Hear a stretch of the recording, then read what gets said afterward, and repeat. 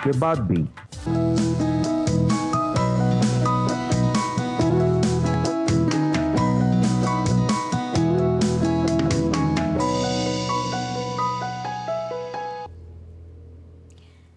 नमस्कार, total health में आप सभी का स्वागत है। मैं हूं किरण भारद्वाज।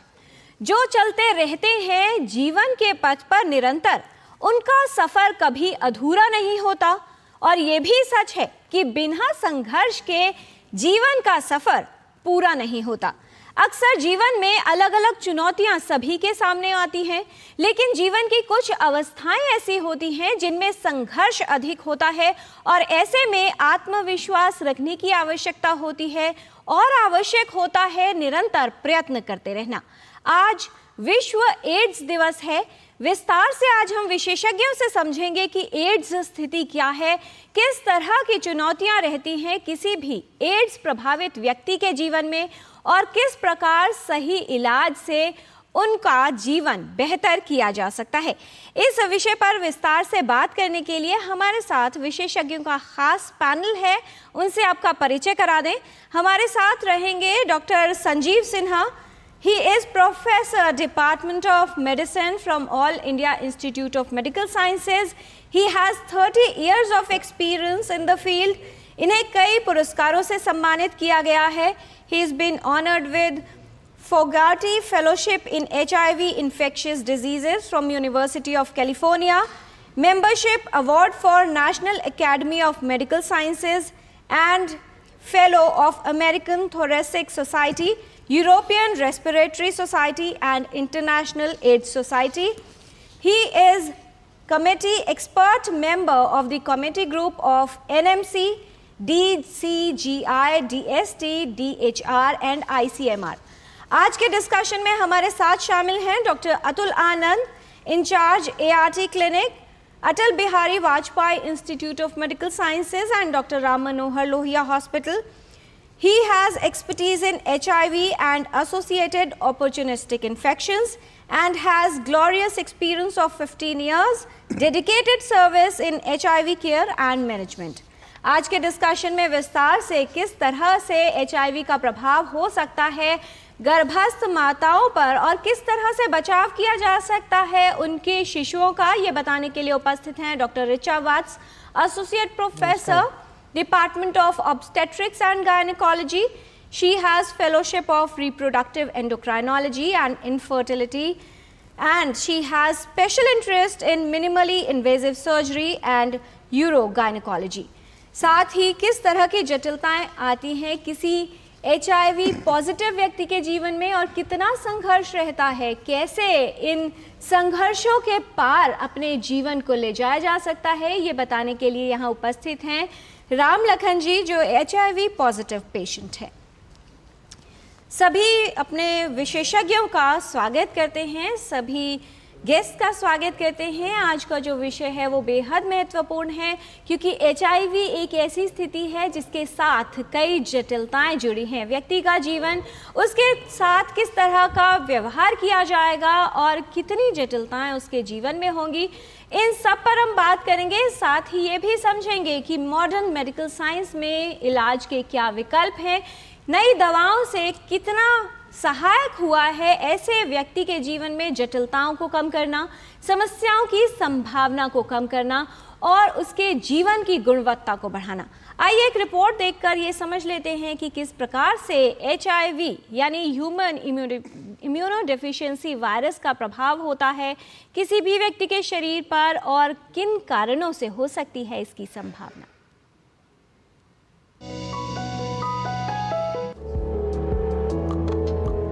एड्स एक गंभीर रोग है जिससे प्रभावित व्यक्ति में कई तरह के संक्रमण और जटिलताएं होने की संभावना रहती है।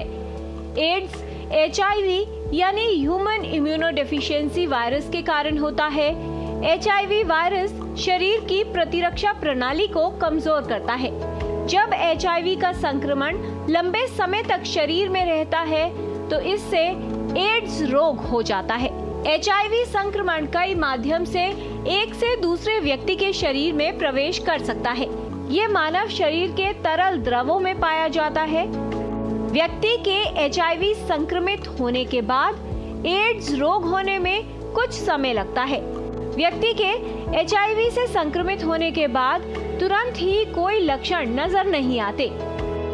इस दौरान संक्रमित व्यक्ति सामान्य लगता है और स्वस्थ दिखाई देता है। HIV वायरस के कारण CD4 कोशिकाएं नष्ट होने लगती हैं। कोशिकाओं के नष्ट होने से व्यक्ति की रोग प्रतिरोधक क्षमता कम होने लगती है और आखिरी चरण में व्यक्ति एड्स रोग से प्रभावित हो जाता है। HIV संक्रमण के बाद धीरे धीरे लक्षण विकसित होते हैं। जब व्यक्ति को रोग हो जाता है तो उसे अन्य जटिलताएं भी घेर लेती हैं। रोगग्रस्त होने के बाद व्यक्ति में अत्यधिक थकान, वजन का घटना, बार बार दस्त होना, बार बार बुखार आना, खांसी व बलगम, कई तरह के संक्रमण होना, TB रोग होना, गले में खराश और सूजन, सिर दर्द और शरीर में दर्द, त्वचा पर चकत्ते या घाव, त्वचा में या अन्य अंगों में संक्रमण होना, इस तरह के लक्षण उत्पन्न हो सकते हैं। HIV एक ऐसा संक्रमण है जो समय पर इलाज और सावधानियों द्वारा काफी हद तक नियंत्रित किया जा सकता है। HIV के इलाज के लिए एंटी रेट्रोवायरल थेरेपी का उपयोग किया जाता है। HIV एड्स के बारे में जानकारी और जागरूकता इससे बचाव में उपयोगी है। कुछ सावधानियां अपनाकर HIV के संक्रमण से बचाव किया जा सकता है। किरण Bhardwaj, DD news.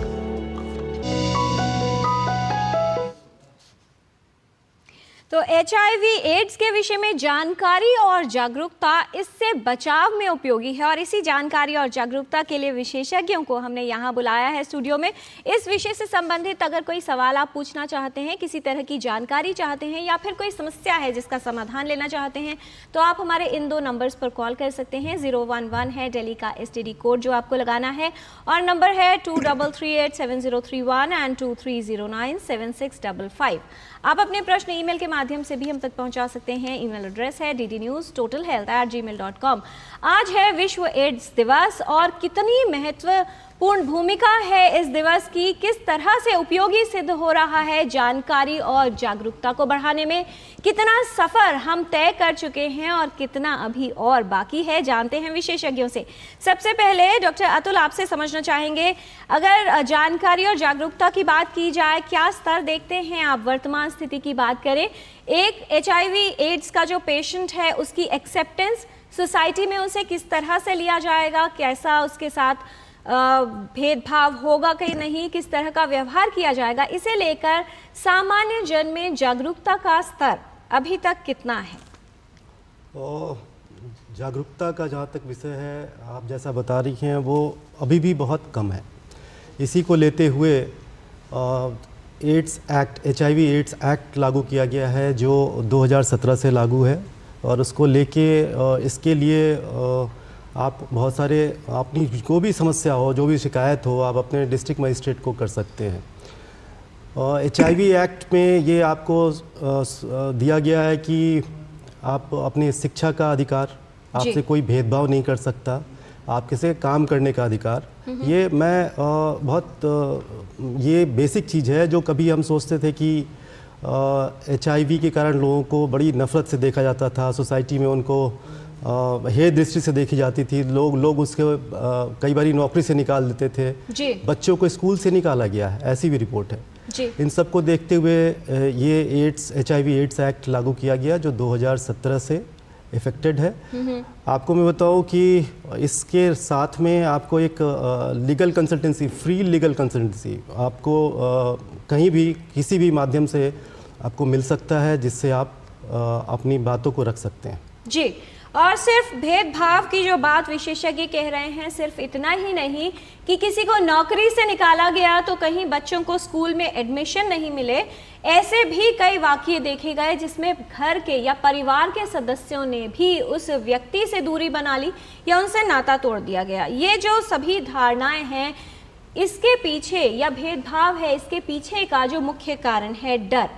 Doctor Sanjeev Sinha, इस डर को दूर करने के लिए, जागरूकता को बढ़ाने के लिए कितना महत्वपूर्ण आप मानते हैं विश्व एड्स दिवस को मनाना? और इस बार का जो थीम रखा गया है, take the right path my health my right किस तरह से समझाना चाहेंगे, कितनी महत्वपूर्ण भूमिका रखता है जब अब एड्स रोगी के जीवन की बात आती है तो न सिर्फ लॉन्जिविटी अर्थात कितना लंबा जीवन वो जी पाएगा, पर आजकल की जो नई दवाएं और तकनीकें हैं उनसे यहाँ पर भी बात हो रही है कि उसका जीवन यानी क्वालिटी ऑफ लाइफ कितनी बेहतर रखी जा सकती है। Good morning. देखिए, मैं थोड़ा पहले तो आपके माध्यम से सभी दर्शकों को नमस्कार करना चाहूँगा जी। और नमस्कार। मैं ये बताना चाहूँगा, देखिए ये बीमारी जो है ये अर्ली 80s में स्टार्ट हुई थी। तो लॉस एंजलिस और न्यूयॉर्क डाउनटाउन एरियाज में देखा गया था कि काफ़ी पेशेंट आ रहे थे जिनको फीवर हो रहा था और उनका एक तरह से निमोनिया हो रही थी उनको लंग्स में और वेट लॉस हो रहा था और ये पता नहीं चल रहा था क्या बीमारी है। अधिकतर लोगों में देखा गया था जिनमें कैंसर है, ब्लड से रिलेटेड कैंसर है या और कोई क्रोनिक इलनेस है जिसमें उनको ब्लड ट्रांसफ्यूजन दिया गया था जी। तो बाद में ये पता चला जब काफ़ी इस पर रिसर्च हुई तो ये पता चला कि HIV प्रॉब्लम है जो HIV वायरस के कारण होती है, ह्यूमन इम्यूनोडेफिशिएंसी वायरस के कारण हो जाती है, जो बॉडी के अंदर कैसे जाता है ये भी समझना होगा कि ये जो है वायरस बॉडी में या तो हेटेरोसेक्सुअल के थ्रू होता है, मेल टू मेल सेक्स के थ्रू होता है, सीमन के थ्रू एक बॉडी में, या ब्लड के थ्रू जैसे किसी को ब्लड ट्रांसफ्यूजन दिया गया है उसके थ्रू हो सकता है जी। या इंजेक्शन लगाए गए हैं जो इन्फेक्टेड पर्सन से दूसरे पर्सन को लगाया है। तो इन कुछ कॉमन चीजें या मदर से बच्चों को हो सकता है। ये तो कुछ कॉमन चीजें हैं जिनके कारण ये बीमारी देखी गई है, होती है जी। फिर आप देखिए धीरे धीरे इनिशियल स्टेज में ये बीमारी पता चल गई बट इसकी कोई दवाएं नहीं थी। तो काफी लोगों की डेथ हो गई इनिशियल स्टेज में बिना ट्रीटमेंट के, बिना डायग्नोसिस के। फिर धीरे धीरे इस पर रिसर्च शुरू हुई और लेट 80s और अर्ली 90s में ड्रग्स कुछ इसमें आई जो एड्स के HIV और एड्स ट्रीटमेंट के लिए। बट इनिशियल स्टेज में काफ़ी ड्रग्स थी, किसी को 8-10 ड्रग्स एक साथ लेनी पड़ती थी, मल्टीपल ड्रग्स लेनी पड़ती थी। पर धीरे धीरे इम्प्रूवमेंट हुआ और नई ड्रग्स आई और 2004 में इंडिया ने, गवर्नमेंट ऑफ इंडिया ने NACO के under anti retroviral therapy centre खोले जो डिफरेंट पार्ट ऑफ कंट्री में free of cost anti retroviral drugs देते थे। और उस समय से देखिए इतना इम्प्रूवमेंट हुआ है, आज लगभग 20 साल हो गए हैं। मैं इस प्रोग्राम में शुरू से इन्वॉल्व हूँ और मैंने देखा है कि पहले लोग बिना दवाओं के डायग्नोसिस भी नहीं हो पाते थे, काफी लोगों को दवाएं भी नहीं मिल पाती थी क्योंकि इनिशियल स्टेज में दवाएं काफी कॉस्टली थी। बट गवर्नमेंट के एफर्ट पे 2004 के बाद ये फ्री ऑफ कॉस्ट दवाएं मिलने लगी है, ART सेंटर से रेगुलर फॉलोअप करने लगे, life long free of cost दवाएं दी गई, जांच इन्वेस्टिगेशन की सुविधाएं सारी फ्री ऑफ कॉस्ट दी गई। तो एट प्रेजेंट देखिए इतना प्रोग्रेस हुआ है कि आज के दिन में एक टैबलेट केवल लेनी पड़ती है और महीने में एक बार आदमी को एंटी रिट्रोवायरल सेंटर में जाकर उसको फ्री ऑफ कॉस्ट दवाएं दी जाती हैं, उसकी सारी इन्वेस्टिगेशन फ्री ऑफ कॉस्ट करी जाती है और उसकी देखभाल डॉक्टरों के द्वारा फ्री ऑफ कॉस्ट करी जाती है। जी, तो एक लंबा सफर हम लोगों ने तय किया है और इसे सकारात्मक कदम माना जा सकता है कि जहां से पहले स्थिति शुरू हुई थी, चाहे इलाज की बात हो या फिर एड्स रोगी की एक्सेप्टेंस की बात हो, यानी समाज में उसे किस दृष्टि से देखा जाएगा, इन तमाम विषयों पर बात हो रही है। काफ़ी बदलाव आ रहा है लेकिन अभी एक लंबा सफ़र तय करना बाकी है। डॉक्टर ऋचा वत्स, एक जो मोड हमने जाना जिसकी वजह से संक्रमण फैल सकता है वो है माँ से बच्चे में। आपसे समझना चाहेंगे, जब कोई महिला HIV पॉजिटिव होती है, गर्भ धारण की और गर्भावस्था की जो पूरी प्रक्रिया है या यात्रा है कितनी जटिल हो जाती है और किस तरह से उसको नियंत्रित तरीके से ये सुनिश्चित किया जाता है कि कहीं ये संक्रमण माँ से बच्चे में तो नहीं हो जाएगा। ये जब HIV का इन्फेक्शन होता है तो माँ से 3 रूट्स होते हैं जो सर ने बताए हैं अभी, और उसमें से एक इम्पॉर्टेंट रूट होता है माँ से बच्चे का ट्रांसमिशन। लेकिन अब जो आधुनिक दवाइयाँ आ गई हैं उससे काफ़ी हद तक ये पॉसिबल है कि ये संक्रमण रोका जा सके। अब जैसे आपने जटिलता की बात करी, तो दवाइयों की वजह, अगर दवाइयाँ ले रहे होते हैं, एक तो हो सकता है कि HIV की वजह से बच्चे को क्या असर पड़ रहा है, और दूसरा प्रेगनेंसी की वजह से माँ को क्या असर पड़ रहा है उनकी HIV की बीमारी में। सो प्रेगनेंसी की वजह से HIV में ऐसे कुछ खास दिक्कत नहीं आती है। दवाइयाँ रेगुलरली लेते रहना चाहिए, और उसके खासकर उसकी वजह से कुछ और अलग से बहुत ज़्यादा प्रॉब्लम नहीं होती है। और दूसरी बात है कि HIV की वजह से बच्चे को क्या फ़र्क पड़ रहा है, तो वो बच्चे को इन्फेक्शन हो सकता है, तो उसके लिए दवाइयाँ लेते हैं। ये जो इन्फेक्शन का चांस है ये ऑलमोस्ट 20% जब बच्चा माँ के पेट में होता है उस टाइम पे होता है, और ऑलमोस्ट 80% उस टाइम पे होता है जब डिलीवरी हो रही होती है बच्चे की, या जब डिलीवरी के बाद की प्रॉब्लम्स होती हैं। सो इन सब चीज़ों का सबसे कारगर तरीका है कि जो प्रेग्नेंट लेडी है वो पूरी टाइम प्रेगनेंसी में अपनी HIV की दवाइयाँ कंटिन्यू करे। जी, और ऐसा तभी हो सकता है जब वो महिला जो है उसे पता हो कि वो HIV पॉजिटिव है। इसके लिए जांच करवाने की आवश्यकता होती है। डॉक्टर अतुल आनंद, हमने ये तो समझ लिया कि कौन से मेजर रूट्स हैं जिनसे ये संक्रमण एक से दूसरे व्यक्ति में फैल सकता है। किस तरह से समझाना चाहेंगे एक HIV पॉजिटिव की जो स्टेट हम कहते हैं, और जब ये कहा जाता है कि व्यक्ति को एड्स रोग हो गया? पहली बात, अगर कोई हाई रिस्क बिहेवियर में गया है यानी एक्सपोजर का चांस है, कितना समय होगा कि ये जो टेस्ट है ये पॉजिटिव आए?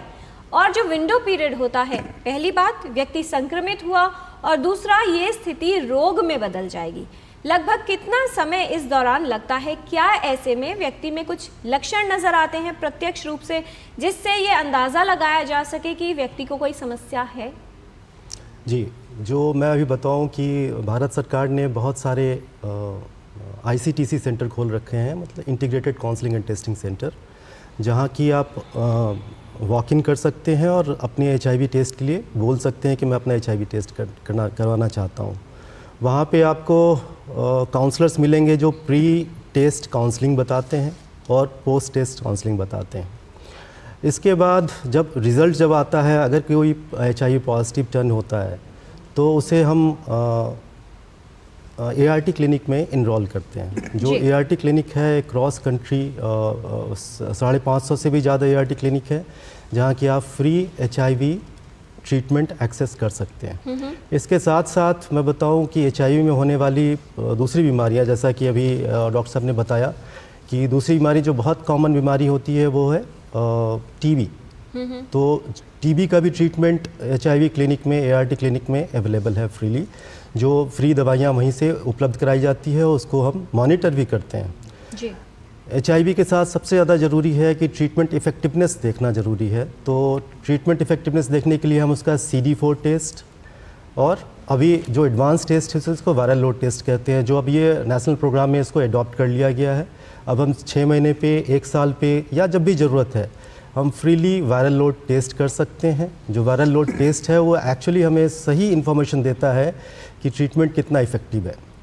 अगर कोई वायरोलॉजिकली सप्रेस्ड है तो जो WHO का भी एक स्लोगन था कि U=U, मीन्स ये अब वायरस आपसे किसी और में ट्रांसमिट नहीं हो सकता है। जैसा कि डॉक्टर रीचा ने बताया अभी कि प्रेगनेंसी के टाइम पे अब ये मैंडेटरी है कि जो भी प्रेग्नेंट लेडी हैं उनका HIV टेस्ट होना ज़रूरी है। HIV टेस्ट से हमें सबसे पहले तो हमें ये पता चलने पाएगा कि वो पर्सन जो है वो HIV इन्फेक्टेड है क्या, और जितना जल्दी हम उसे ट्रीटमेंट पे लेके आएंगे उतना जल्दी वो वायरोलॉजिकली सप्रेस्ड होगा।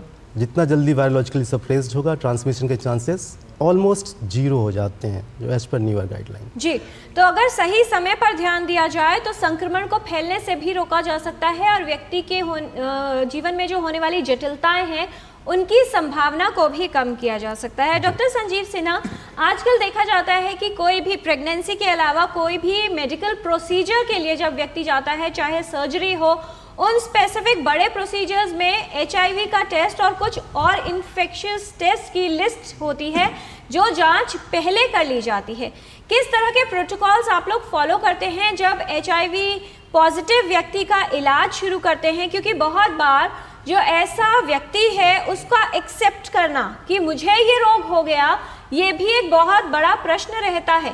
डॉक्टर्स को कितना अहम रोल निभाना पड़ता है उसकी काउंसलिंग करके ये समझाने में कि संक्रमण हो गया है लेकिन जीवन समाप्त नहीं हुआ, बहुत कुछ अभी किया जा सकता है।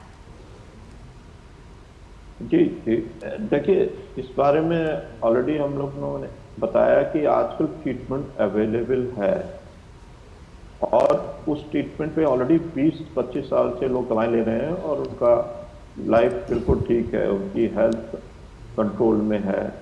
और अगर आप ट्रीटमेंट ले रहे हैं, आपका CD4 काउंट नॉर्मल है, वायरल लोड अनडिटेक्टेबल है, तो आपको ये दवाएं लॉन्ग टर्म पर लेनी होंगी और इन दवाओं से आपकी बीमारी कंट्रोल में रहेगी। आपने दूसरा क्वेश्चन ये पूछा कि कौन कौन से टेस्ट करते हैं अगर कोई, तो मेनली वायरल मार्कर्स जो होते हैं, 3 वायरल मार्कर्स हम कॉमनली करते हैं, हेपेटाइटिस B, हेपेटाइटिस C और HIV। ये 3 टेस्ट करते हैं। कुछ सर्जरी या जैसे आपको बताया गया एंटीनेटल क्लिनिक में प्रेग्नेंट फीमेल में करते हैं हम लोग HIV positive HIV test, ELISA test करते हैं। तो ये चीज़ें हैं और डिपेंड करता है क्या प्रोसीजर आप कर रहे हैं, हर जगह रिकॉर्ड नहीं है जी। और एक और चीज़ आपने जो पूछी कि अगर किसी को पॉजिटिव टेस्ट आता है तो उसमें कैसे करना है, कैसे उस पेशेंट को काउंसलिंग करनी है। तो ARD क्लिनिक में या IDCC जो हमारे सेंटर्स हैं, वो काउंसलिंग सेंटर्स हैं जहाँ पर हम लोग HIV टेस्ट करते हैं, तो प्री टेस्ट काउंसलिंग पहले करते हैं। जो हाई रिस्क बिहेवियर है जिन लोगों में, या जो लोग वॉलंटरी टेस्ट कराना चाहते हैं HIV का, उन मरीजों को हम इन सेंटर्स में बुलाते हैं और उनका हम लोग प्री टेस्ट काउंसलिंग करते हैं, बताते हैं कि ये हम आपका HIV टेस्ट कर रहे हैं और उनकी कंसेंट, रिटन इन्फॉर्म कंसेंट लेना पड़ता है क्योंकि there are guidelines, we have to inform and we have to take their consent before doing the HIV test. और HIV टेस्ट अगर पॉजिटिव आता है तो हम लोग उनको दोबारा काउंसलिंग सेंटर पे बुलाते हैं और उसे पोस्ट टेस्ट काउंसलिंग कहते हैं। तो उसमें हम डिटेल में पेशेंट को बताते हैं कि ये देखिए आपको ये बीमारी है और इसकी सारी इस समय ये ट्रीटमेंट अवेलेबल है और ये लॉन्ग टर्म पर काफ़ी मरीजों को हम लोग ट्रीटमेंट दे रहे हैं और उनकी हेल्थ अंडर कंट्रोल है। तो ये सब चीज़ें हम लोग मरीज को बताते हैं। और ये भी मैं बताना चाहूँगा कि काफ़ी नए अभी रिसर्च चल रही है इस क्षेत्र में और वैक्सीन पर भी काम हो रहा है, जो आने वाले समय में हो सकता है कि वैक्सीन आ जाए जो काफ़ी इफेक्टिव हो और ट्रीटमेंट में बहुत बेनिफिशियल।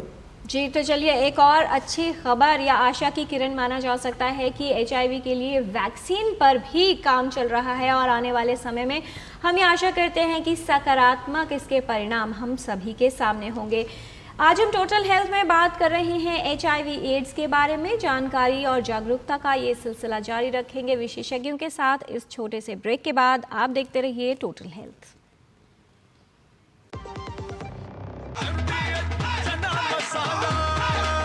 अब छोलिया हो या लोबिया, सफेद चने या काले चने, सब कुछ मजेदार बने। मेरी पसंद, मेरी पसंद, मेरी पसंद, मेरी पसंद, हमारी पसंद, हम सबकी पसंद। मजबूत देश का मजबूत सरिया हो गया स्टील। दादू दादू, ये प्रीमियम क्या होता है? बेटा प्रीमियम मतलब समझ लो पेट्रोल। जब तक कार में पेट्रोल है तब तक कार चलेगी, पेट्रोल खत्म कार स्टॉप। पर पापा, इस बार पेट्रोल खत्म होने पर भी कार चलती रहेगी। वो कैसे? LIC के जीवन लाभ में प्रीमियम पेमेंट हो जाए स्टॉप, पर पॉलिसी के फायदे चलते रहते हैं। मतलब अब लाइफ की गाड़ी चलेगी नॉन स्टॉप। LIC हर पल आपके साथ। छोटे थे तो माँ प्यार से मूर्ख बुलाती थी, मूर्खानंद। और ये तो सच में मूर्ख समझते हैं। कस्टम डिपार्टमेंट वाले बन के कॉल कर रहे हैं और कह रहे हैं कि आपके पार्सल से ड्रग्स पकड़ा गया। सब समझते हैं, पहले डराएंगे फिर कहेंगे पैसे ट्रांसफ़र करो। अब प्यार से चाहे जो बुला लो, पर मैं मूर्ख नहीं हूँ, याद रहे। यूपीआई सेफ है। यदि आपको भी कोई इस तरह डराना चाहे तो उसे कहो मैं मूर्ख नहीं हूँ। MDH का किचन किंग किचन में हो तो हम सब कुछ बना सकते हैं। बैंगन का भरता, आलू गोभी, भिंडी मसाला और भी बहुत कुछ। MDH।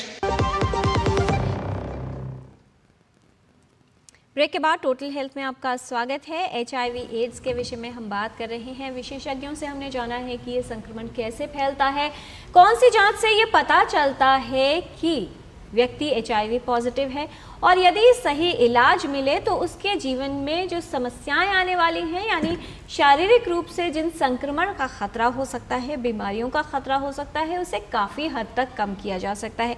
हमारे साथ स्टूडियो में उपस्थित है राम लखन जी, जो HIV पॉजिटिव रहे हैं। आपसे ही समझना चाहेंगे हम कि कितना संघर्षपूर्ण सफ़र आपका रहा है और कब आपको ये पता चला कि आपको ये संक्रमण हो गया है, उसके बाद का जो सफ़र था किस तरह से बताना चाहेंगे सभी के लिए। मुझे पता लगा सन 1998 में पता लगा कि एड्स की बीमारी हो चुकी है। जब मुझे पता लगा तो मेरे भाई था, मेरे बड़ा भाई, तो उसको झटका लगा बहुत सा कि कौन सी बीमारी है, कह रहे बहुत गंदी बीमारी है। तो मुझे वो काम करता था, मेरा फील्ड का काम था, मैं एक पेटी कॉन्टैक्ट लेकर टेंट हाउस का ठेकेदार था मैं जी। तो मुझे भाई को पता लग गया, तो भाई को डर पैस गया, तो मुझे लेके गया। मैं बिहार का रहने वाला हूँ, तो मुझे गांव लेके चला गया। गांव में तो मेरे भाइयों ने इस बीमारी के बारे में छुपाना चाहा, बहुत से छुपाना चाहा, तो मेरी और तबीयत ख़राब हो गई।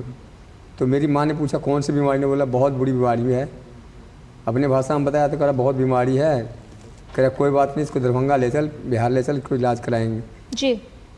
तो मेरे भाई ने बोला बहुत पैसे लगेंगे, तो बोला कोई बात नहीं, जितना भी लगेगा, थोड़ा बहुत ज़मीन है उसको बेच करके मेरी माँ ने बोला कोई बात नहीं। मुझे एक खेत में रखा गया और खेत में मेरी माँ सुबह शाम मुझे खाना देने के लिए जाता था, और कोई भी मुझे जो पता लग गया रिश्तेदारों में तो मुझे भेदभाव करने लग गया, भेदभाव करने। फिर मेरी माँ कितना मेरे भाइयों को जी समझाया, फिर मेरी माँ ने कितना कहा मेरे भाई को, तो मेरे भाई मुझे लेकर के आया दिल्ली में लेकर के गया। एक हफ्ते तो चक्कर मारता रहा कि मैं नाम नहीं लेना चाहता हूँ किसी हॉस्पिटल के बारे में। जी। उस टाइम में तो 1998 में इतनी भेदभाव हो रहा था कि लोग बाग एड्स के नाम से डरते थे, इतना डरते थे मैडम कि पूछिए मत, छूने से कि दूर से बात करने के लिए तैयार नहीं होते। राम लखन जी, आपने एक लंबा अरसा बिताया है समस्या के साथ, और जो जटिलताएं होती हैं, संघर्ष होता है, वो अपने जीवन में देखा है। क्या बदलाव आपको लगता है, लोगों का जो नज़रिया है, अब जो जिस तरह की सुविधाएं उपलब्ध हैं और जो व्यवहार किया जाता है किसी एड्स के रोगी के साथ, कितना बदलाव आप देखते हैं अब? मैडम पहले की और अभी तो इतना बदलाव है कि ज़मीन आसमान का फ़र्क हो चुका है। अब तो लोग बाग, पहले तो लोग बाग बात नहीं करना चाहते हैं HIV लोगों से, अब तो इतने कि गले मिलाते हैं। कोई भी अगर मानते भी उनको कहाँ HIV पॉजिटिव, कहाँ उनके घर पे जाते हैं, कैसे हो बात करते, चाय भी पूछते। पहले तो लोग बात, अब तो इतने करीब से उनको एक हौसला देते हैं। जैसे मुझे, मैं किराए के मकान पर रहता हूँ, मकान मालिक को पता है कि HIV पॉजिटिव है, मकान मालिक भी मुझे शाम सवेरे पूछता है। और कोई भी दिक्कत होता है कि राम लखन जी मैं डॉक्टर के पास ले चलूँ।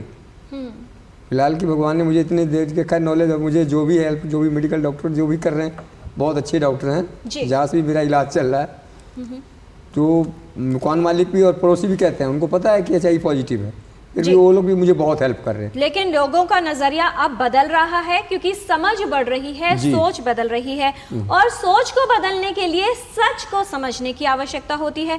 आइए जान लेते हैं विशेषज्ञों से कुछ ऐसी सोच जो बाधा बन सकती है किसी एड्स रोगी के लिए, या बाधा बनती आई है, उनमें कितनी सच्चाई है। सबसे पहले डॉक्टर सिन्हा, आपसे समझना चाहेंगे, बहुत सारे लोग जो ये मानते हैं कि HIV पॉजिटिव व्यक्ति तब तक किसी व्यक्ति में संक्रमण नहीं फैला सकता जब तक उसे एड्स रोग ना हो जाए, यानी लक्षण ना आने लगे।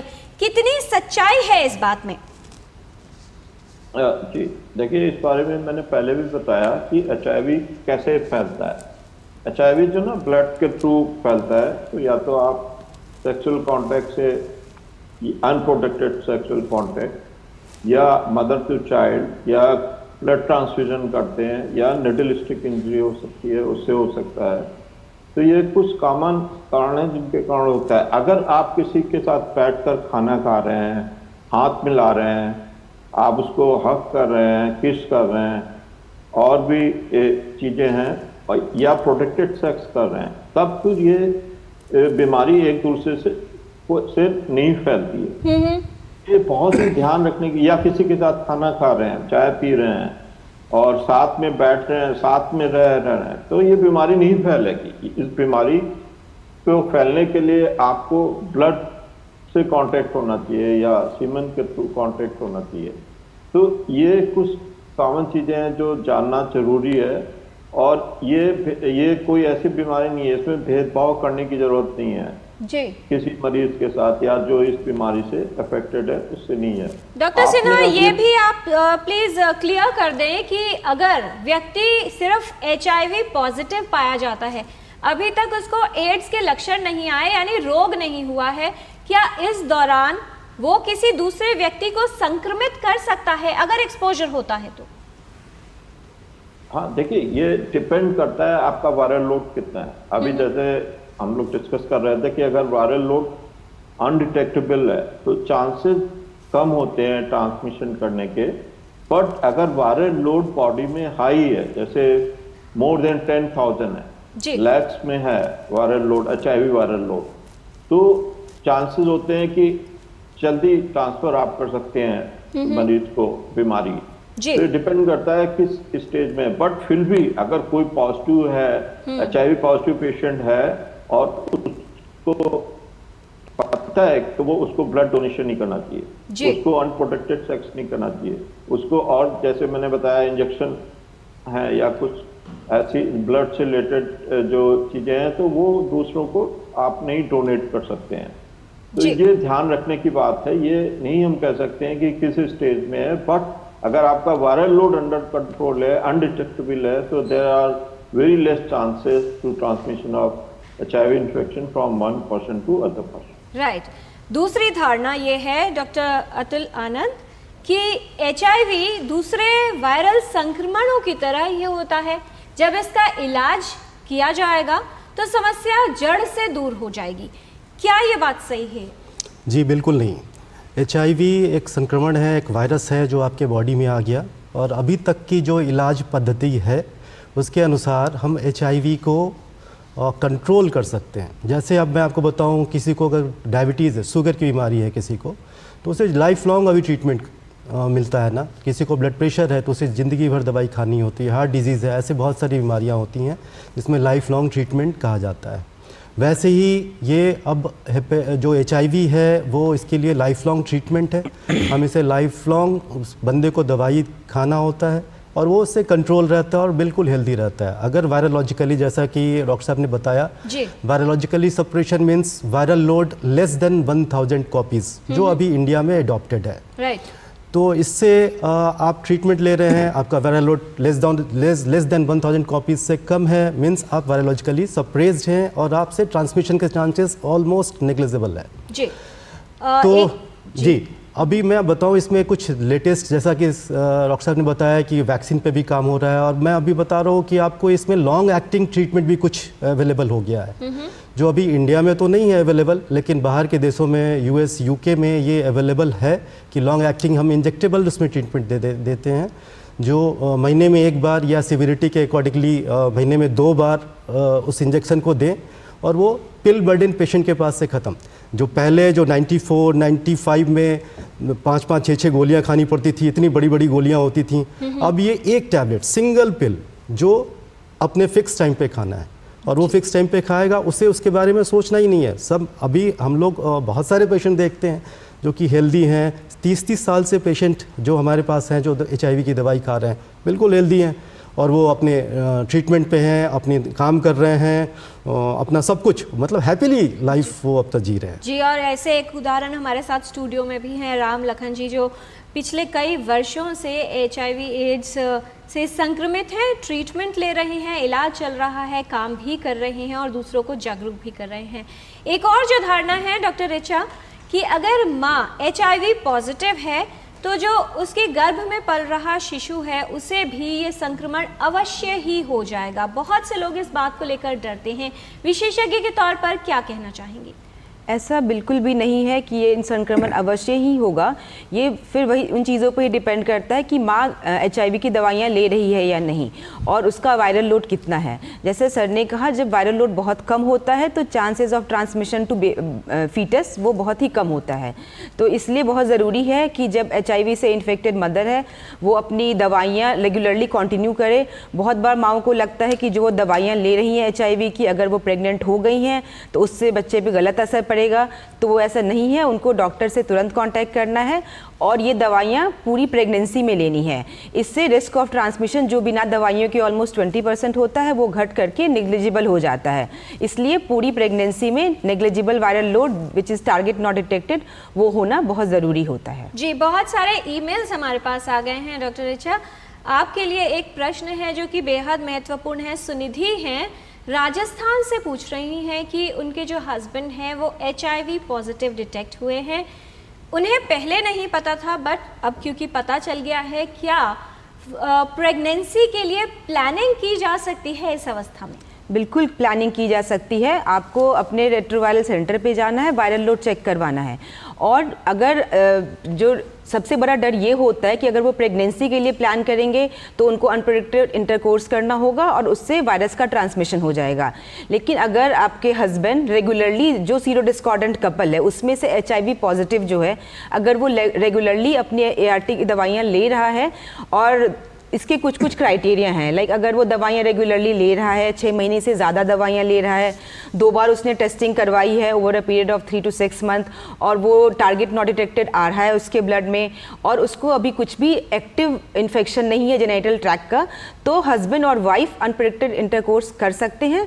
और वो इंटरकोर्स जो हो अनप्रेडिक्टेड वो around the time of ovulation, जब आपको पता है कि इस टाइम पे आपके अंडे बनने हैं और या फिर तो उस टाइम पे कर सकते हैं। और अगर आपको ये समझ नहीं आ रहा है कि अंडे किस समय पे बन रहे हैं तो आप इसके लिए अपने गायनेकोलॉजिस्ट को दिखा सकते हैं, वो आपको इस चीज़ के लिए गाइड कर सकते हैं और ये एक बहुत ही सिंपल सा प्रोसीजर होता है। जी डॉक्टर ऋचा, जब एक बार ये पता चल जाता है कि माँ HIV पॉजिटिव है, रेगुलर रूटीन में सभी के लिए इन्वेस्टिगेशन किया जाता है, उसके बाद किस तरह की सावधानी रखी जाती है? जो एक नॉर्मल चेक्स रहते हैं प्रेगनेंसी की ड्यूरेशन में, क्या उससे अधिक बहुत कुछ ध्यान देने की आवश्यकता होती है? और डिलीवरी के समय पर कितने चांसेस होते हैं? तो अगर कोई ऐसी माता है, कितना सावधान रहना होगा? इंस्टीट्यूशनल डिलीवरीज को हालांकि प्रमोट किया जाता है, फिर भी कितना ध्यान रखने की आवश्यकता होती है? अगर माँ को प्रेगनेंसी में पता लग रहा है कि वो HIV पॉजिटिव है, जो कि रूटीन टेस्टिंग में बहुत बार ये चांसेस होते हैं, तो उसमें घबराने की बात नहीं है। आपके पास अभी भी काफ़ी समय होता है, आपको डॉक्टर के पास जाना है, वो आपकी ART जिसको एंटी रेट्रोवायरल ट्रीटमेंट बोलते हैं वो दवाइयाँ स्टार्ट करेंगे और वो दवाइयाँ पूरी प्रेगनेंसी चलेंगी। तो जैसा आपका एक सवाल था कि अदर देन प्रेगनेंसी की रूटीन टेस्ट और क्या करवाने हैं, तो हम रेगुलर इंटरवल्स पे वायरल लोड करवाते हैं और कुछ ब्लड टेस्ट होते हैं जो लिवर फंक्शन टेस्ट होते हैं और ये एक एक्स्ट्रा टेस्ट होता है क्योंकि हीमोग्लोबिन वगैरह तो हम ऐसे भी प्रेगनेंसी में टेस्ट करवा रहे होते हैं। और जब HIV इन्फेक्टेड मदर्स होती हैं उनसे में बच्चों के थोड़े कमज़ोर होने के चांसेस होते हैं, तो उस केस में रेगुलर अल्ट्रासाउंड्स बच्चे की ग्रोथ की मॉनिटरिंग के लिए होते हैं। और जैसा हमने पहले भी डिस्कस किया, जो रिस्क ऑफ ट्रांसमिशन होता है बच्चे को वो अराउंड डिलीवरी सबसे ज़्यादा होता है। तो उस चीज़ के लिए एक प्रिकॉशन ये होता है कि आप रेगुलरली दवाइयाँ लें एंड अराउंड 9वें महीने के आसपास आपका एक हम वायरल लोड टेस्ट करते हैं। अगर वायरल लोड जो टारगेट नॉट डिटेक्टेड वाला एक टेस्ट होता है जिसका मतलब होता है कि जो काउंट है वो 50 से कम है, RNA काउंट, तो उस केसेस में नॉर्मल डिलीवरी के लिए आराम से जा सकते हैं, बच्चे के ट्रांसमिशन का एक्स्ट्रा रिस्क कुछ भी नहीं होता। ऐसी लेडीज़ बिल्कुल नॉर्मल प्रेगनेंसी की तरह होती हैं। डिलीवरी में कुछ जो यूनिवर्सल प्रिकॉशंस हैं वो तो हम सब में इस्तेमाल करते हैं, सो इसमें एक्स्ट्रा रिस्क नहीं है बच्चे को ट्रांसमिशन का। और अगर टारगेट वायरल लोड ज़्यादा है तो उस केस में ऐसा कहते हैं कि सिजेरियन करने से मदर को, बच्चे को ट्रांसमिशन का रिस्क कम हो जाता है, पर उसके लिए वायरल लोड अगर आपका 1000 से ज़्यादा है उसमें इन चीज़ों का रिस्क ज़्यादा होता है ट्रांसमिशन का। लेकिन अगर माँ जो है HIV पॉजिटिव है तब भी एक सामान्य और सुरक्षित तरीके से गर्भधारण और पूरी प्रक्रिया हो सकती है। और अगर माँ को पहले से पता है कि जो उसका बेटा हाफ है या जो उनके पति हैं उनको संक्रमण है, तब भी प्रेगनेंसी प्लान की जा सकती है विशेषज्ञों के परामर्श के अनुसार, और साथ ही पूरे इलाज के साथ सुरक्षित तरीके से बच्चे को जन्म दिया जा सकता है। डॉक्टर अतुल आनंद, किस तरह से आप लोग ये सुनिश्चित करते हैं कि जो व्यक्ति HIV से पॉजिटिव है, एक बार आपके ART क्लिनिक में आ जाता है, अपनी दवाएं समय से ले रहा है, कैसे ये पूरा जो है रिकॉर्ड रखा जाता है कि कहीं दवाएं मिस तो नहीं हो रही, क्योंकि संक्रमण नहीं हो और स्वास्थ्य ठीक रहे, इसके लिए इलाज सही और पूरा होना सबसे महत्वपूर्ण है।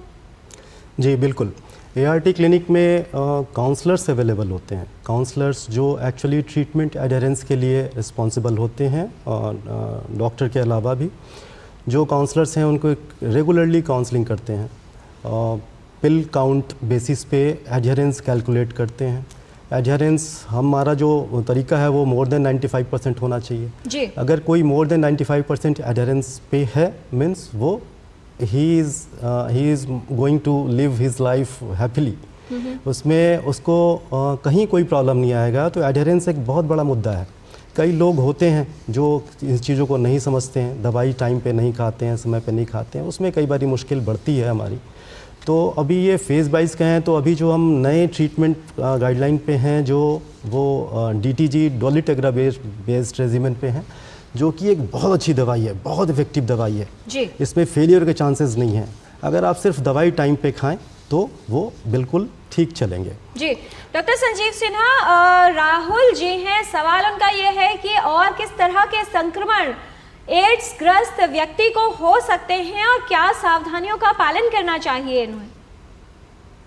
क्या तो पहले तो देखिए, अगर कोई भी एड्स पेशेंट है तो उसको जो एंटी रिट्रोवायरल ड्रग्स हैं वो टाइम पर लेनी है। अभी जैसे आजकल नेको गाइडलाइन में हम लोग जो हैं टेनोफोविर, लमेवेटिन और डॉल्टिक्रेविर, ये एक सिंगल पिल है और ये रात में हम लोग कहते हैं कि आपको डिनर के बाद रात में लेना है ये दवाएं, और एवरी डे सेम एक फिक्स टाइम पर लेना है। और महीने के महीने आपको एंटी रिट्रोवायरल क्लिनिक में जाकर वो अपनी खाली बॉटल को दिखाना है, पिल काउंट्स देखकर एडहेरेंट काउंसलर और डॉक्टर्स जो वहाँ हैं आपका चेकअप करके फिर दोबारा ये ट्रीटमेंट एक बॉटल देंगे 1 मंथ के लिए, और फिर आपको वो घर जाकर समय पर दवाएं लेनी है जी।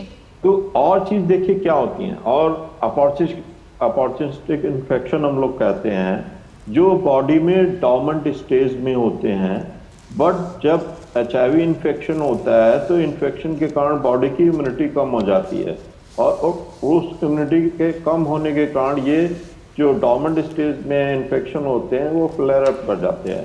जैसे TB है, ये TB का इन्फेक्शन है, तो ये अगर आपकी इम्यूनिटी कम होती है तो ये TB डिजीज बन जाता है, एक्टिव हो जाता है, जिसके सिम्टम्स होते हैं कि आपको वेट कम होने लगेगा, आपकी भूख कम हो जाएगी, लो ग्रेड फीवर होगा, और साथ में आपको रात में पसीने आ सकते हैं, कई बार खांसी वेलकम हो जाता है और ब्लड भी आ सकता है खांसी में। तो इन तरह की एक अपॉर्चुनिस्टिक इन्फेक्शन मोस्ट कॉमन है HIV पॉजिटिव पेशेंट में। फिर और है जैसे ओरल कैंडिडियासिस हो जाती है, एसोफेजियल कैंडिडियासिस हो जाती है, स्ट्रेप्टोकोकल मेनिंजाइटिस हो सकती है, जो दिमाग में आपके ब्रेन में इन्फेक्शन हो जाता है, और उसको कंफर्म करने के लिए हमें CSF और इमेजिंग ब्रेन की करनी पड़ती हैं। और साथ में और भी कई तरह के अपॉर्चुनिस्टिक इन्फेक्शन है जो हो जाते हैं, जैसे गट से रिलेटेड हैं, आपको लूज मोशन हो लगेगा। कई मरीज जो होते हैं HIV पॉजिटिव, उनको रिकरेंट लूज मोशन होने लगते हैं, तो उसमें गट इन्फेक्शन है, कई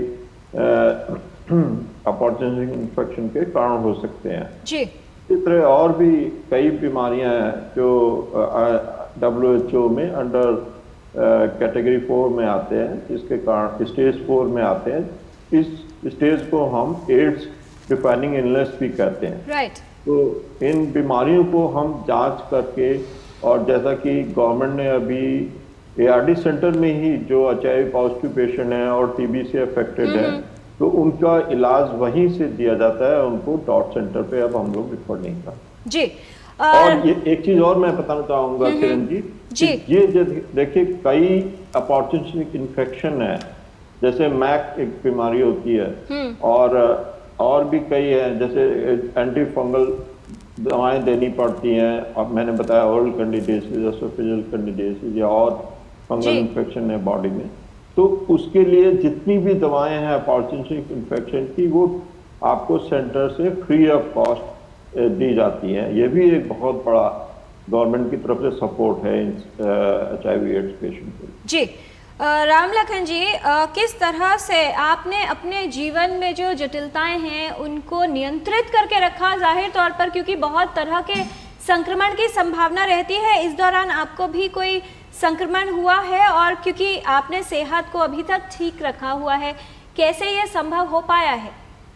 मुझे तो पहले 2004 में भी टीबी हो गया था, जिस टाइम में AIT इंडिया गवर्नमेंट ने मुझे शुरू किया था पहले जी। उस टाइम में भी टीबी हो गया था। टीबी के साथ एक और भी दवाइयाँ दे रहे थे, तो उन्होंने नहीं था, फिर हमने 2 महीने की दवाइयाँ खरीदी थी बाहर से, कुछ महंगी दवाई आई थी। टीबी के साथ पहले नेबडापिन मिलता था, वो हमें दवाई इतना मेडिकल लाइन बोला तो दवाई नहीं मिली। बट मुझे 2005 में फिर टीबी हो गया, 2 बार 3 बार, फिर 2022 में टीबी हो गया। तो मैं बार बार अपने इलाज मैं कर रहा हूँ। टीबी की दवाई मेडिसिन से टाइम से लिया हमने अभी 8 महीना जी। मुझे 2 बार 3 बार टीबी हो गया था मैंने, लेकिन अभी आपका स्वास्थ्य ठीक है? हाँ अभी ठीक है। अभी सांस की दिक्कत आ रही है, उसकी भी मेडिसिन मैं ले रहा हूँ जी। जटिलताएं जरूर हैं, लेकिन जाहिर तौर पर यदि सही इलाज मिलता है तो काफी हद तक इन जटिलताओं को नियंत्रित भी रखा जा सकता है। फिलहाल एक कॉलर हैं, RP यादव जी हैं हमारे साथ दिल्ली से फोन लाइन पर। स्वागत, आपका सवाल पूछिए। मैम मैं जैसे पेशाब के रास्ते बगल में दाने से हो रखे हैं जी, और हमने HIV टेस्ट कराया तो रिपोर्ट नेगेटिव आई। अब उसको दाने को निकालने के लिए बोल रहे हैं, तो क्या अभी भी हमें डर है क्या HIV का? डॉक्टर अतुल क्या कहना चाहेंगे? जी बिल्कुल नहीं, HIV का टेस्ट अगर आपका एक बार हो चुका है, लेकिन वो टेस्ट कहाँ से हुआ है और कौन सा टेस्ट हुआ है वो इम्पॉर्टेंट है। अगर आप ICTC सेंटर, जो सरकारी सेंटर है, गवर्नमेंट हॉस्पिटल है, जहाँ पे आप जाते हैं अपना HIV टेस्ट कराते हैं, तो वो आपको निश्चित तौर पे आपको दोबारा एक बार और HIV टेस्ट कराने के लिए कहेंगे, जो 3 महीने के बाद। जो 3 महीने के बाद अगर फिर जो आप विंडो पीरियड की हम बात करते हैं, वो यही होता है कि हम रिपीट टेस्ट करके देख लें कि कहीं आप पॉजिटिव तो नहीं है। और अगर ऐसा है तो अपने हाई रिस्क बिहेवियर, अगर कोई ऐसा आपको लगता है कि आपके लाइफ में है, तो उसे कम करें कृपया। और इसके ट्रीटमेंट के लिए आप जा सकते हैं बिल्कुल किसी भी स्किन के डॉक्टर को, जो डर्मेटोलॉजी डिपार्टमेंट के अंडर में आता है स्टडी क्लिनिक, आप उसमें जा सकते हैं, गवर्नमेंट हॉस्पिटल में वहाँ दिखा सकते हैं। इस चीज़ का समाधान हो सकता है, लेकिन एक फॉलोअप टेस्ट जरूरी है जो 3 महीने के बाद। आज हम टोटल हेल्थ में बात कर रहे हैं HIV एड्स के बारे में। कुछ और जानकारी विशेषज्ञों से लेंगे एक छोटे से ब्रेक के बाद। आप कहीं मत जाइएगा, देखते रहिए DD न्यूज़, हम जल्द लौटते हैं। बढ़िया है, प्राकृतिक हल्दी, मिर्ची, धनिया। नहीं, मिर्ची, धनिया, हल्दी, MDH। जब धरती चीर कर निकलता है लोहे का पत्थर और मिलता है मोंगिया के जोश से, फिर तपता है, पिघलता है और बनता है फौलाद। अब होता है सरिया सारी खूबियों के साथ। मोंगिया स्टील, मजबूत देश का मजबूत सरिया।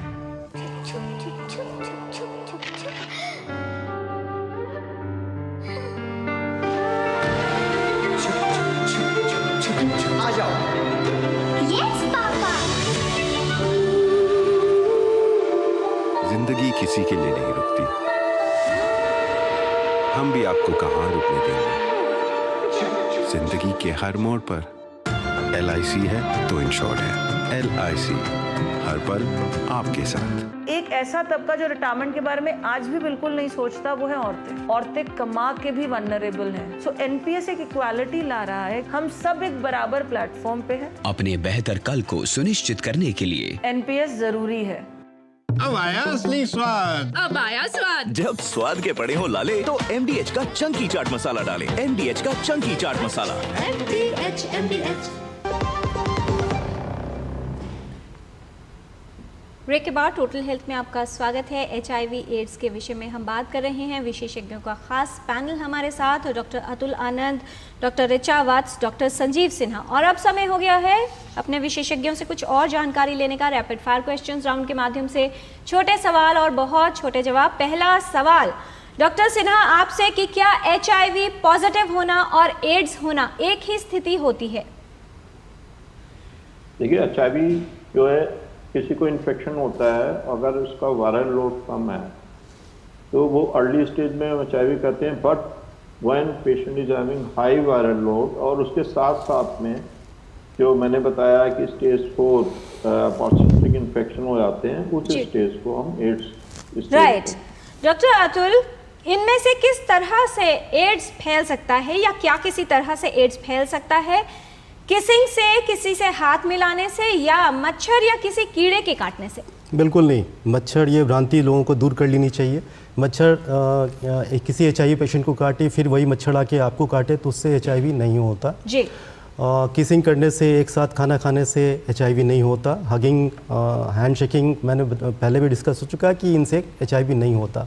अब हम इससे बहुत ऊपर उठ चुके हैं, इन सब धारणाओं से दूर होना चाहिए। राइट। क्या HIV पॉजिटिव माताएं गर्भ धारण नहीं कर सकती हैं, और अगर गर्भ धारण करें तो कई तरह की जटिलताएं बच्चे में हो सकती है जिन्हें बर्थ डिफेक्ट्स कहा जाता है? डॉक्टर ऋचा? नहीं, ऐसा बिल्कुल भी नहीं है। HIV की माताएं गर्भ धारण कर सकती हैं। सबसे इम्पॉर्टेंट चीज़ है एंटीरिट्रोवायरल थेरेपी, और इन दवाइयों का बच्चों पे ऐसे कुछ बच्चे की बनावटी खराबी से कोई रिलेशन नहीं है। They can have healthy pregnancy and baby. Doctor Sanjeev Sinha, क्या टैटूइंग करवाने से, रक्त चढ़ाने से, पियर्सिंग करवाने से, किसी डेंटल प्रोसीजर से या हेयर कट कराने से HIV के संक्रमण का खतरा या संभावना हो सकती है? अगर कोई HIV पॉजिटिव पेशेंट है और उससे आप डेंटल उसका करते हैं और ब्लड इंस्ट्रूमेंट अगर प्रॉपरली स्टरलाइज नहीं है, तो चांसेस हो सकते हैं अगर ब्लड एक दूसरे से टच में आता है जी। और आपने हेयर कट से नहीं होता है, टैटूइंग से बहुत कम चांसेस होते हैं। और एक चीज आपने और कुछ पूछा था, पियर्सिंग से, क्या नाक कान छिदवाने से या टैटू करवाने से संभावना हो सकती है? नहीं, नाक कान छिदवाने से आपको नहीं हो सकता है। अगर आप पॉजिटिव हैं और उस इंस्ट्रूमेंट में ब्लड है और इमीडिएटली दूसरे को करा जाता है प्रोसीजर, तो there are chances, but generally there is no. Right. Doctor Atul, कितना विंडो पीरियड होता है कि व्यक्ति ने किसी हाई रिस्क एक्सपोजर में गया और उसके बाद उसका टेस्ट पॉजिटिव आए, यानी कितनी बार जांच करवानी चाहिए? जो ICTC सेंटर हैं वो आप कभी भी उस पर वॉक इन कर सकते हो, वहाँ पे आपका टेस्ट हो सकता है। जो अर्ली डिटेक्शन है वो P24 के थ्रू हम 14 दिन पे कर सकते हैं, लेकिन वो कन्फर्मेटरी टेस्ट नहीं होता। कन्फर्मेटरी टेस्ट मार्क करने के लिए 3 महीने का इंतज़ार करना पड़ेगा आपको।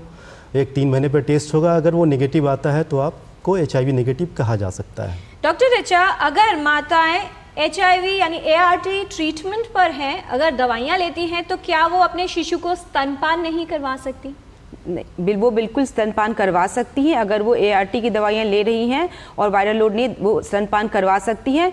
एक चीज़ ध्यान रखना है, मिक्स फीडिंग नहीं करानी। आपने थोड़ा फार्मूला फीड दे दिया, थोड़ा अपना दूध दे दिया, ऐसा बिल्कुल नहीं करना।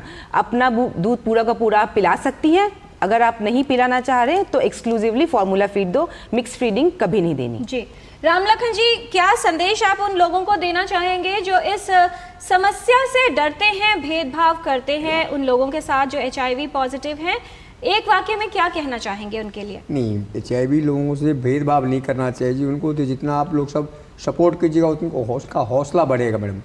सबसे बड़ी कि उनको उनका भी जीने का अधिकार है। तो मैं भी बहुत से पेशेंटों को उनको हौसला बढ़ाता हूँ। जी, very good. Doctor Sanjeev Sinha, आपका संदेश और साथ ही एक प्रश्न था कि अगर कोई हाई रिस्क ग्रुप का व्यक्ति है या सडन उसको लगता है एक्सपोजर हुआ है, अगर वो दवाइयाँ तभी लेना शुरू कर दे, प्रोफिलैक्सिस ट्रीटमेंट ले, तो क्या ऐसी संभावना हो सकती है कि वो HIV एड्स का रोगी ना बने? साथ ही एक वाक्य में आपका संदेश। देखिए, आजकल 2 चीजें मैं बताना चाहूंगा यहाँ। अगर किसी को एक्सपोजर होता है तो उसके लिए ट्रीटमेंट है पोस्ट एक्सपोजर प्रोफाइलैक्सिस। तो इसमें हम लोग within 72 hours as early as possible we start treatment. जैसे निडल स्टिक इंजरी होती है और HIV पॉजिटिव पेशेंट है, उसके ब्लड से आप सैंपल ले रहे हैं और स्टूडेंट जो रेजिडेंट होते हैं, डॉक्टर्स होते हैं, नर्सेज होते हैं, अगर उनको निडल स्टिक इंजरी होती है तो वो इमीडिएटली हम एंटीरिट्रोवायरल थेरेपी स्टार्ट कर देते हैं और ये हम मिनिमम 28 डेज के लिए देते हैं। और उसका भी प्रोटोकॉल है, हमें बेसलाइन HIV टेस्ट करना चाहिए और फिर फॉलोअप में भी HIV टेस्ट करते रहते हैं और एक समय के बाद करके देखते हैं, अगर नेगेटिव है तो फिर कोई प्रॉब्लम नहीं है जी। और आपने एक और क्वेश्चन पूछा, एक वाक्य में आपका संदेश जो आप हमारे व्यूअर्स को कहना चाहेंगे डॉक्टर संजीव सिन्हा।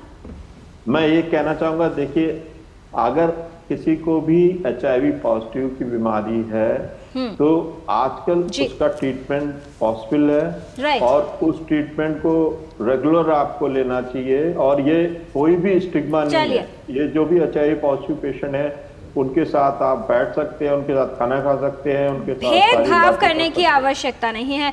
डॉक्टर ऋचा, एक वाक्य में क्या कहना चाहेंगी? कार्यक्रम का समय लगभग समाप्त हो चुका है।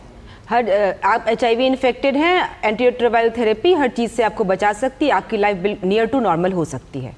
डॉक्टर अतुल आनंद, आज है विश्व एड्स दिवस, क्या कहना चाहेंगे हमारे तमाम व्यूअर्स को? मैं बस यही कहना चाहूँगा कि अपना जल्द से जल्द, आपको कोई भी डाउट है या ऐसे HIV टेस्ट कराने में घबराइए मत। HIV टेस्ट कराइए, अपनी स्थिति के बारे में जानिए और जल्द से जल्द ट्रीटमेंट शुरू कीजिए।